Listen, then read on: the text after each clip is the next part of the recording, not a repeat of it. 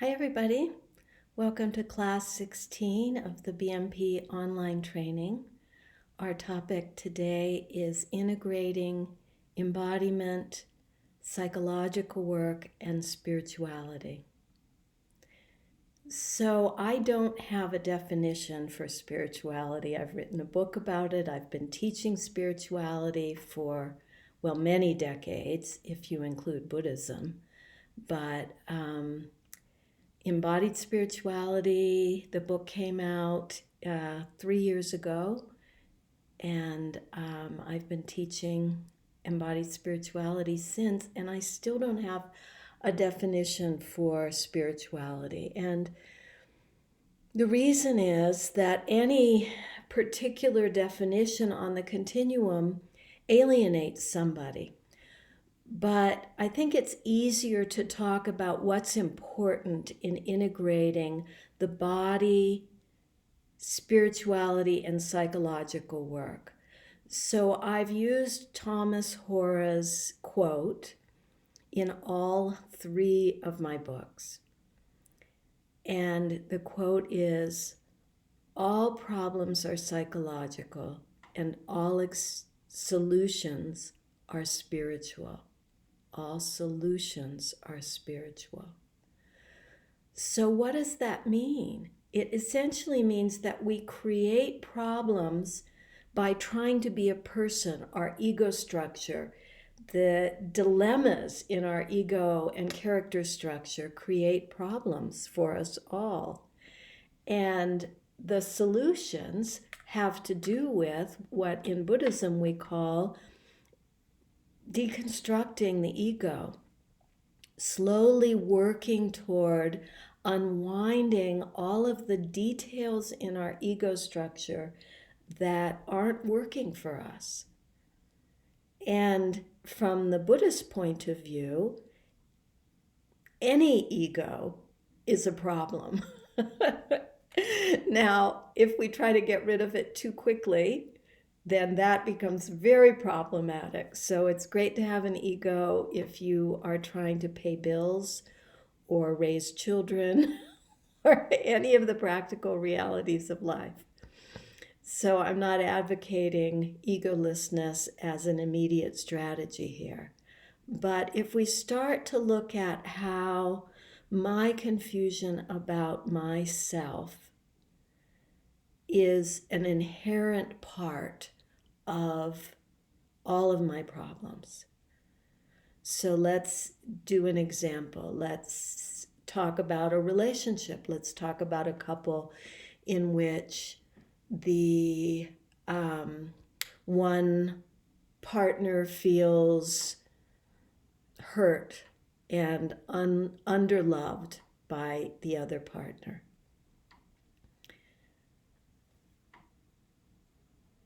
If there's a real problem in the relationship, if they're correct that the other partner truly doesn't love them, but if the other partner does love them and they just have a different style, then, we hit lots of problems. All relationships hit lots of problems because of that.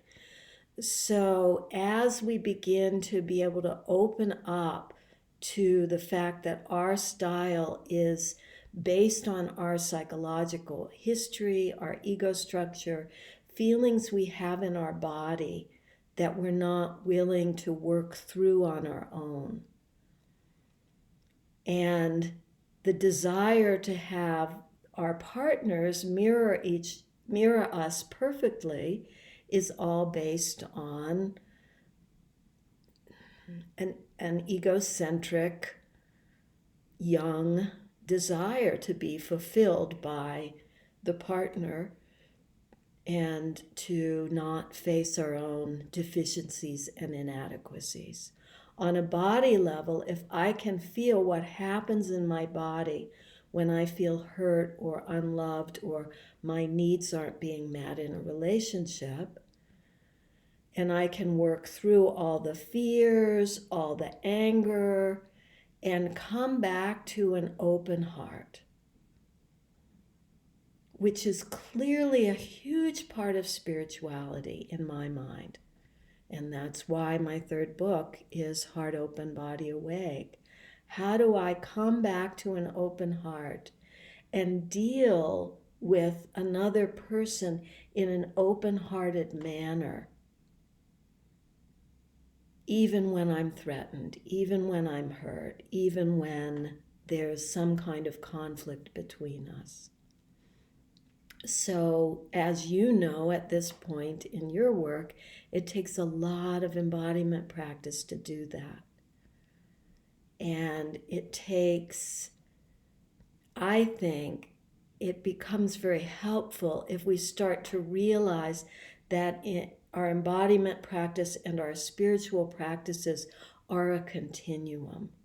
So working with our minds, working with our belief structures, working with our worldview, working with our relationship to the energetic and spiritual world, so that we let go of trying to control so much, trying to litigate with the universe about how things should be.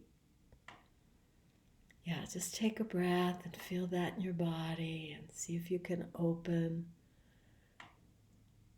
and let go to the universe.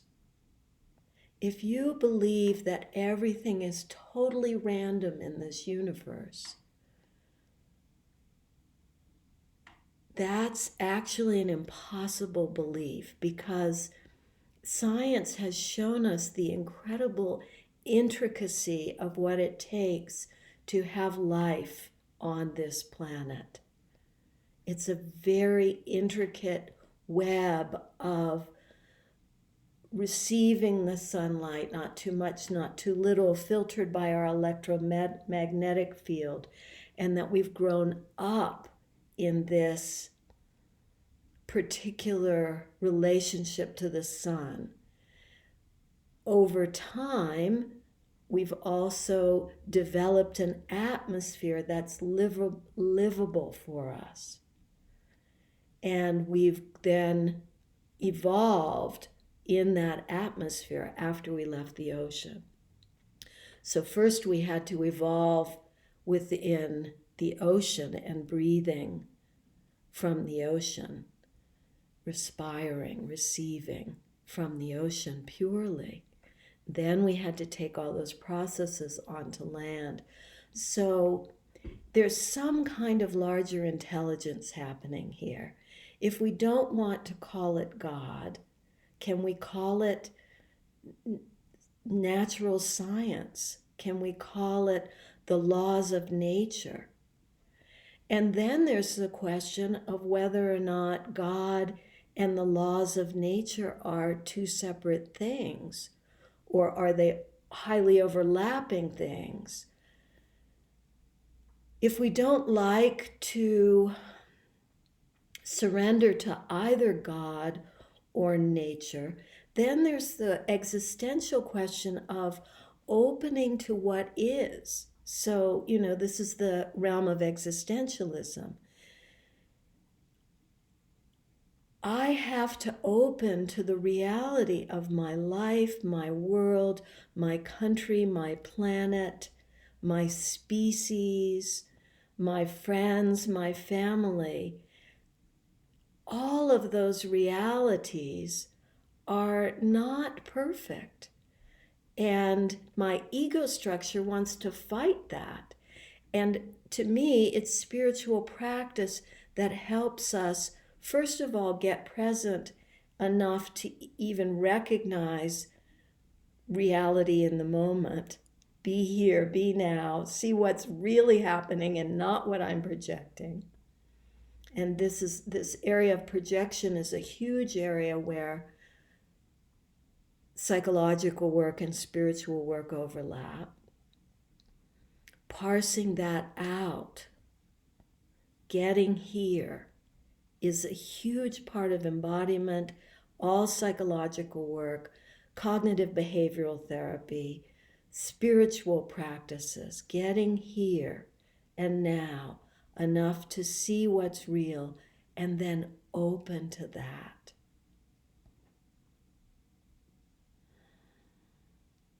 all of these things fall into this overlap between embodiment, spirituality, and psychological work.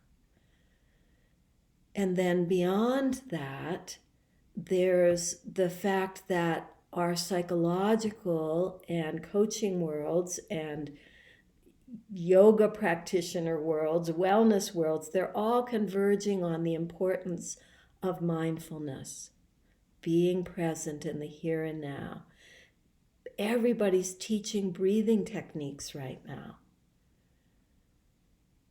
So the more that we can make a relationship to our own breath and feel when it's a healthy breath and when it's a confused breath, when it's a breath that's opening me to reality, and when it's a breath that's helping me perpetuate my own bubble of confusion. At this point, having done all of the BMP curriculum, you should be able to do that a bit. And that's a wonderful thing. And I'm not saying it's not scary or confusing or overwhelming. It is to me too, and always has been. That's the point when we bring these three together, embodiment, psychological work, and spirituality. It's beyond concept and methodology. And it requires us to show up as nakedly, as vulnerably, and as genuinely as we possibly can. So I hope that helps you integrate things a bit. And there's one last piece I want to share that I didn't really ever share in the context of body-mind psychotherapy completely, and that's this idea of core flow. So the flow of life from the earth, through the pelvic floor, through your heart, throat, head, out into the rest of the universe. From the big universe down through our heads, throat, heart, belly, pelvic floor, down into the earth. So this core of our bodies, which can include the spine, the organs, the endocrine system, the blood, the nervous system, all the muscles of the spine and core, fluids, skin, did I leave anything out? This core flow is something that connects us to the larger universe and to the pulsation of the earth and the universe around us. And that's mostly what I've been teaching about in embodied spirituality. And if you haven't gotten enough of that in this BMP training, then maybe read the Heart Open book, or, do some of the embodiment gatherings or embodied spirituality recordings, and you'll get it quickly and easily. Many of you have told me, oh, this is what you've been doing for decades. So it's not really new, but there's a little bit of new language. Okay, thank you so much.